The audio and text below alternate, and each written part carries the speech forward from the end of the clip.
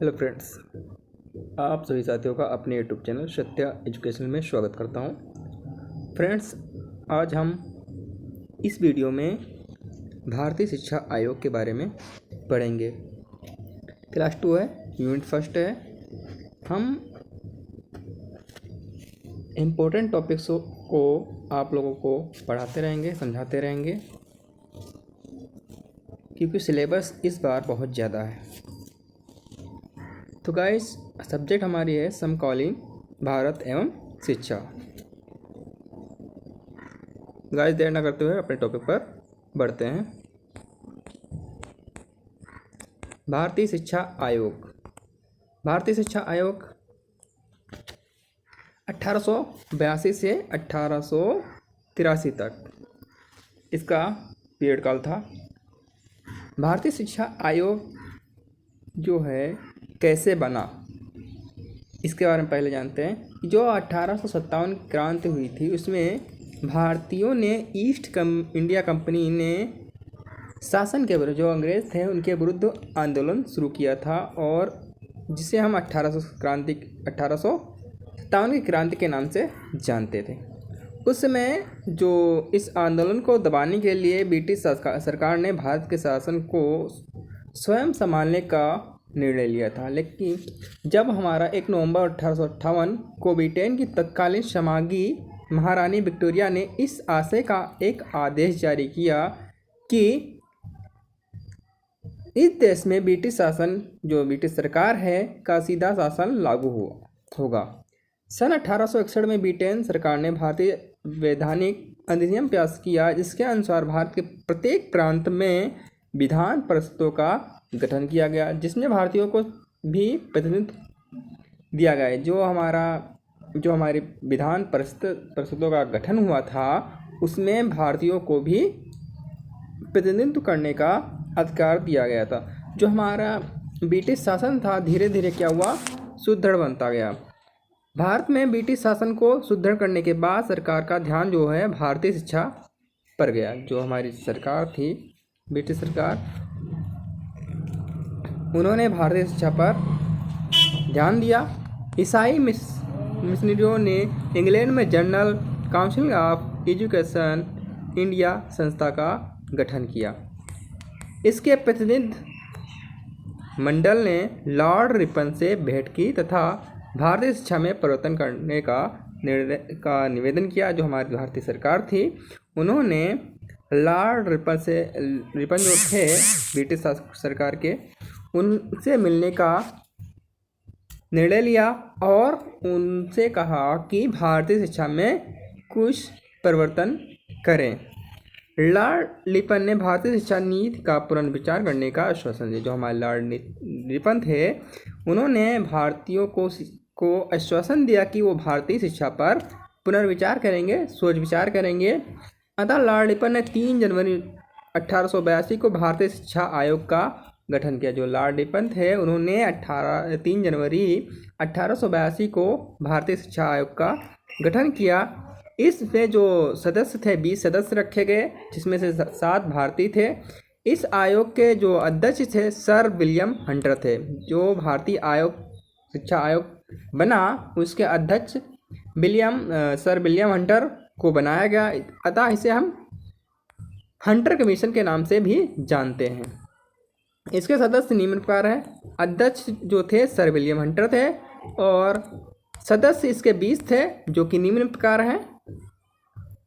पहले हैं श्री DM बखार, दूसरे श्री सैयद अहमद खां बहादुर, तीसरे हैं श्री WR बेलकेट, फोर्थ हैं श्री आनंद मोहन बोस, 5 श्री AW क्राफ्ट, 6 हैं श्री के टेटन,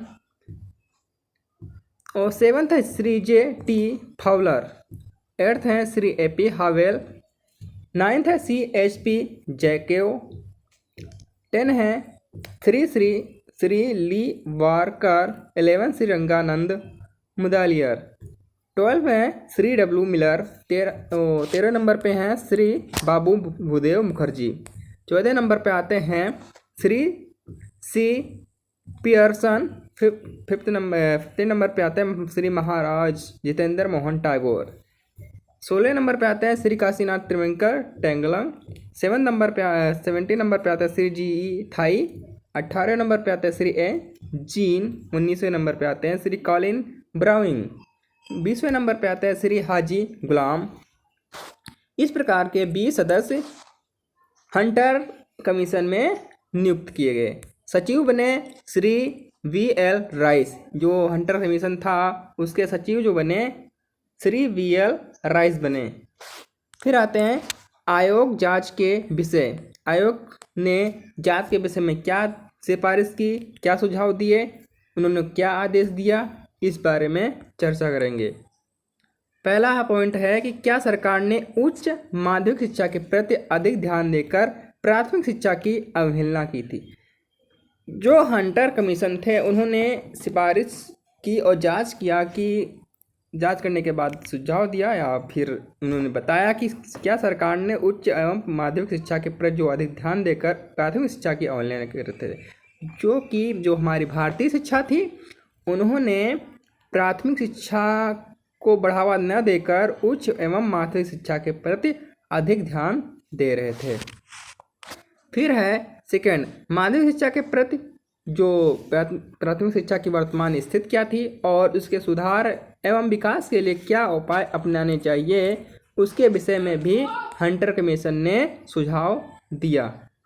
थर्ड पॉइंट है कि माध्यमिक शिक्षा वर्तमान स्थिति क्या है, माध्यमिक शिक्षा की वर्तमान स्थिति क्या है और उसका प्रसार किन संसाधनों के माध्यम से किया जाना है। जो हमारी माध्यमिक शिक्षा है उसकी वर्तमान स्थिति क्या है और जो हमारी माध्यमिक शिक्षा है उसके प्रसार के लिए किन साधनों का उपयोग करना चाहिए जिससे कि माध्यमिक शिक्षा का जो प्रसार है अधिक से अधिक हो सके। फोर्थ पॉइंट है देश की शिक्षा प्रणाली में राजकीय विद्यालयों की क्या स्थिति है तथा भारतीय शिक्षा प्रणाली में उनकी आवश्यकता है या नहीं है। हंटर कमीशन ने जांच करने के बाद सुझाव दिया कि देश की शिक्षा जो प्रणाली है उसमें राजकीय विद्यालयों की क्या स्थिति है। जो हमारे राजकीय विद्यालय हैं उनमें क्या स्थिति होती है, जो सरकारी गवर्नमेंट कॉलेज होते हैं, तथा भारतीय शिक्षा में प्रणाली में उनकी आवश्यकता है या नहीं, इसके बारे में भी जांच किया और सिफारिश की।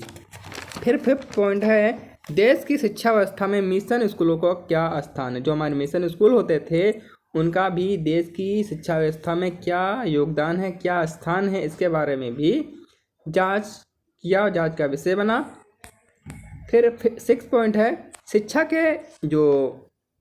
के क्षेत्र में व्यक्तिगत प्रयासों के प्रति सरकार की क्या नीति होनी चाहिए थे, इसके बारे में भी आयोग ने सिफारिश की या फिर सुझाव दिया।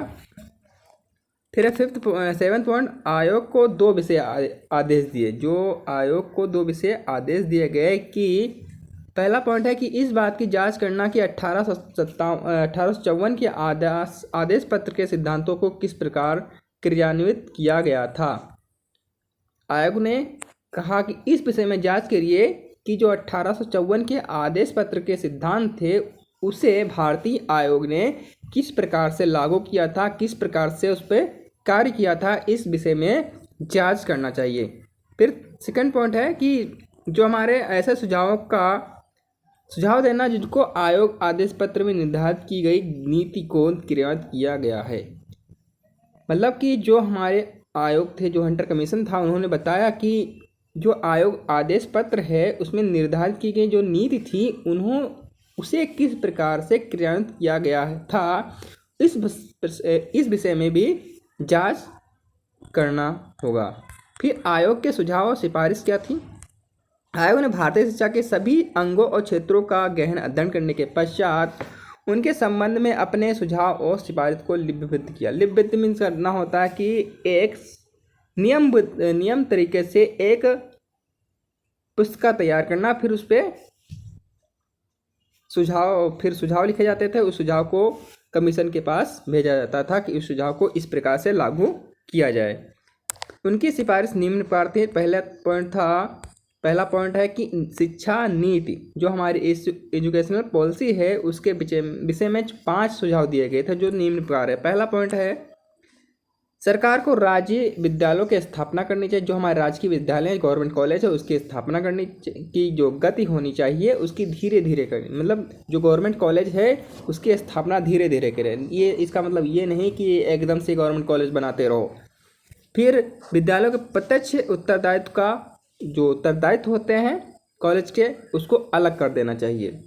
सेकंड पॉइंट है, सरकार को सहायता अनुदान के नियमों को अधिक उदार बनाकर शिक्षा के क्षेत्र में व्यक्तिगत प्रयासों को प्रोत्साहन देना चाहिए। जो हमारे व्यक्तिगत प्रोत्साहन, मतलब जो हमारे सरकार ने सहायता अनुदान के, मतलब जो सहायता अनुदान कॉलेज नियम के जो थे उसके प्रति अधिक उदार बनाकर शिक्षा के क्षेत्र में जो हमारे व्यक्तिगत मतलब प्राइवेट कॉलेजों को अधिक से अधिक प्रोत्साहन दिया जाना चाहिए।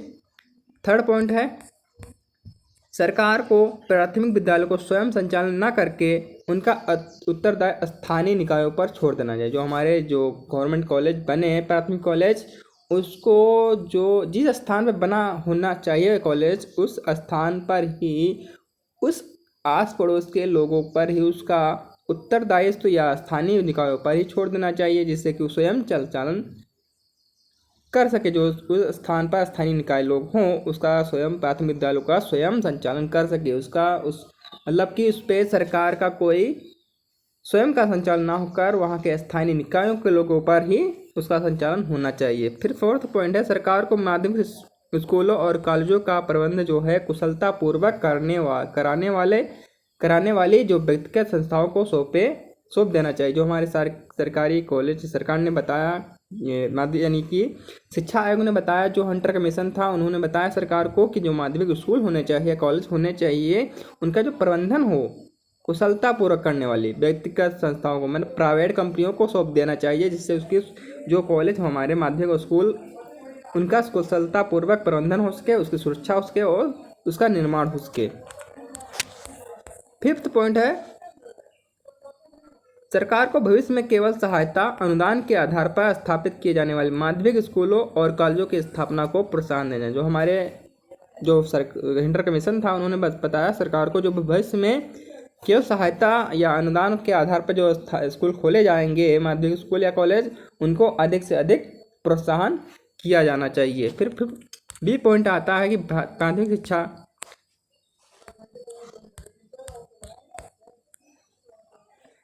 शिक्षा के उद्देश्य प्रशासन व वित्त व्यवस्था के संबंध में आयोग ने संसूचित की कि देश की वर्तमान परिस्थितियों में यह वांछनीय होगा कि जनसाधारण की प्रारंभिक शिक्षा जो है विस्तार सुधार को शिक्षा प्रणाली का अंग घोषित किया जाए, जिसके लिए राज्य के प्रयास अधिक विस्तृत स्तर पर किए जाने चाहिए। हमारे हंटर कमीशन थी, उन्होंने सुझाव दिया सरकार को, भारतीय शिक्षा आयोग को सुझाव दिया कि जो हमारे प्रारंभिक शिक्षा है उसके विस्तार और सुझाव और शिक्षा प्रणाली का अंग घोषित कर देना चाहिए, जिससे कि राज्य के प्रयास अधिक से अधिक विस्तृत स्तर पर किए जाने चाहिए।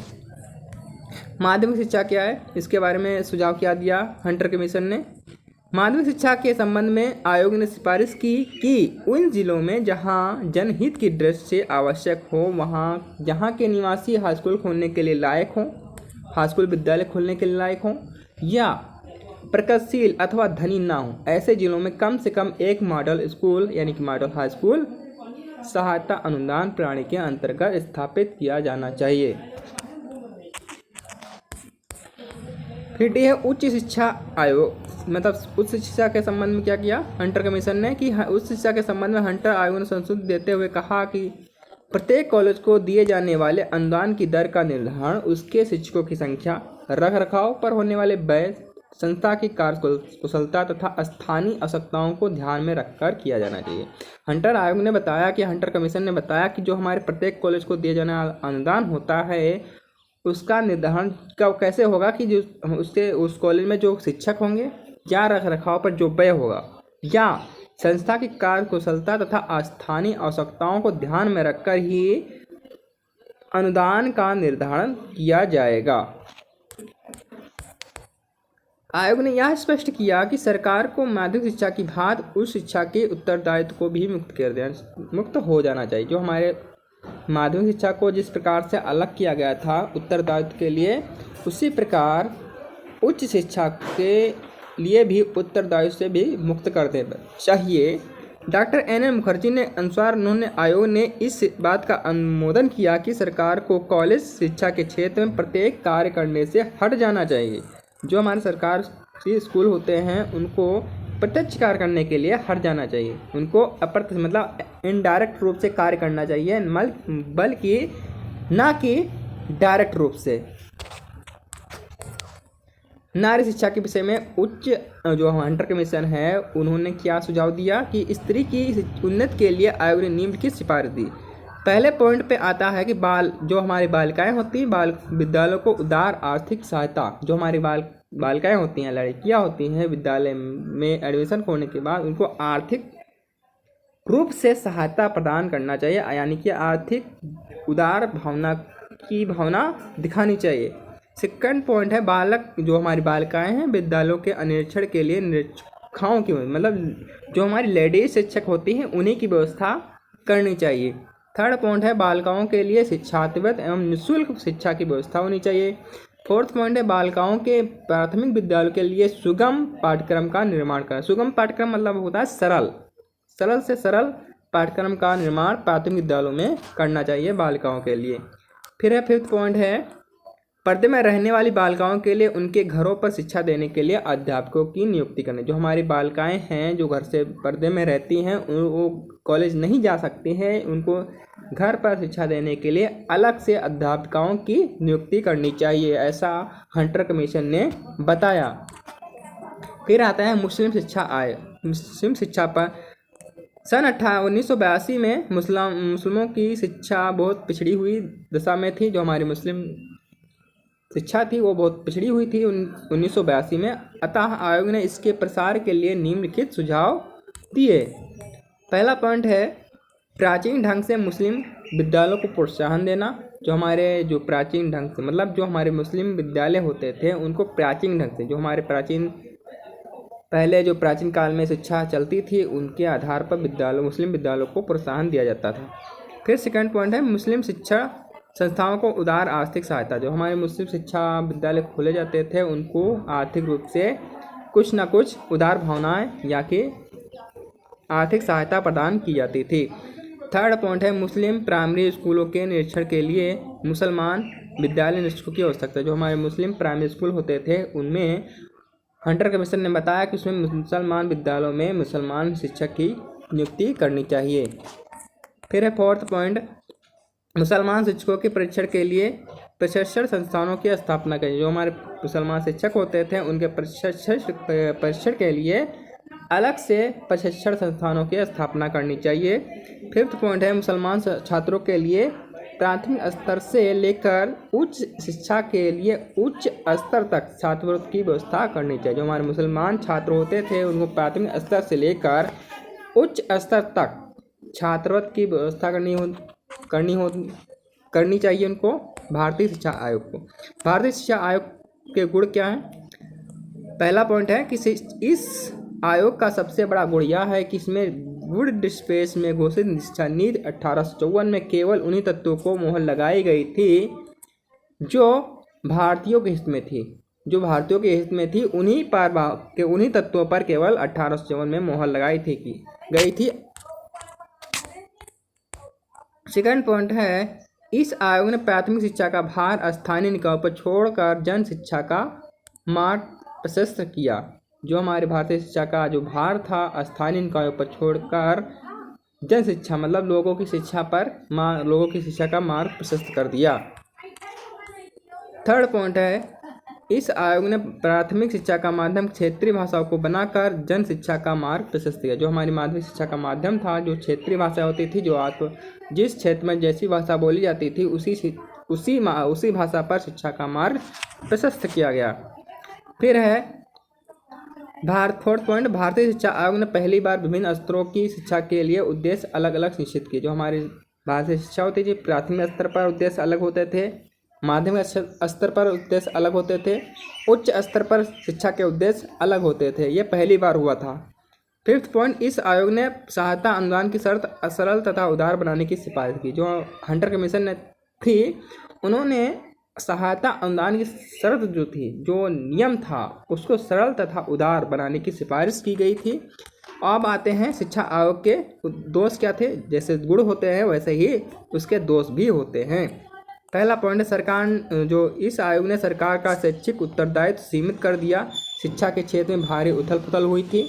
जो खंटर कमीशन था, उन्होंने शैक्षिक उत्तरदायित्व जो होते थे शिक्षा के प्रति, उसमें भारी उथल पुथल कर दी। सेकंड पॉइंट है, शिक्षा को स्थानीय निकायों और व्यक्तिगत हाथों में सौंपने से उसका स्तर गिरा, उसकी गुणवत्ता में कमी आई। क्योंकि अगर कॉलेज प्राइवेट हो जाएंगे तो उसमें शिक्षा आर्थिक स्थिति है वो भी उच्च हो जाएगी, जिससे कि शिक्षा महंगी हो जाएगी। उसमें जो शिक्षा पढ़ाई जाएगी उसका माध्यम गिर जाएगा और उसमें से गुणवत्ता जो होती है शिक्षा की, उसमें भी कमी आएगी। थर्ड पॉइंट है, आयोग ने मुसलमान विद्यालयों के बच्चों के लिए अलग से स्कूल खोलने का सुझाव दिया था। इससे क्या होगा, इसमें अलगाव की स्थिति उत्पन्न होगी और जिससे कि क्या होगा, सांप्रदायिकता की भावना बढ़ जाएगी। फोर्थ पॉइंट, आयोग ने अनिवार्य एवं निःशुल्क सामान्य शिक्षा के लिए कोई सुझाव नहीं दिया। जो हंटर कमीशन था उन्होंने अनिवार्य, यानी कि जो अब जो न्यू पॉलिसी चलती है उसमें पहले पॉइंट पर यही आता है कि जो बालकों को शिक्षा दी जाए, अनिवार्य दी जाए, यानी कि प्राथमिक स्तर पर जो 6 से 14 वर्ष के लिए जो बालक होते हैं उनको निःशुल्क और अनिवार्य शिक्षा दी जाए, ऐसी व्यवस्था इस कमीशन में नहीं थी। फिफ्थ पॉइंट है, आयोग ने माध्यमिक स्तर पर 2 वर्ग बनाने की बात तो कही, लेकिन व्यावसायिक शिक्षा के संबंध में कोई सुझाव नहीं दिया। हंटर कमीशन ने ये तो कह दिया कि माध्यमिक स्तर पर 2 वर्ग बनेंगे, लेकिन उसमें इस बात का कहीं भी जिक्र नहीं किया गया कि इसमें व्यावसायिक शिक्षा को भी सम्मिलित किया जाए।